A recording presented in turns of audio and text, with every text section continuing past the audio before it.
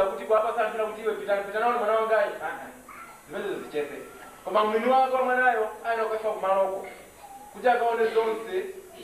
zikate mwana wake amtenga zigara naye samsie mwana yeka kuna mwana mtali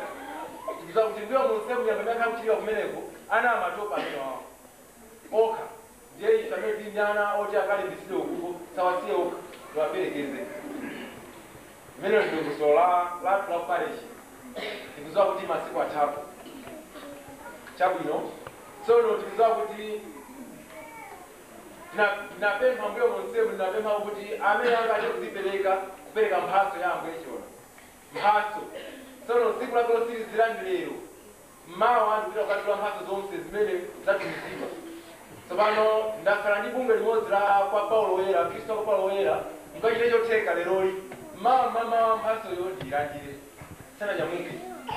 ba kuzokuti sabata usei ndakandi kulangiza zimene zonse koma palete china chili chonse chimene chabwerako sono ndikupe mani ino asitwa kwa Paulo Woyera lero li mbakumana ndi asogolerano azaenda nyumba ili yonse kuti ayese kupempha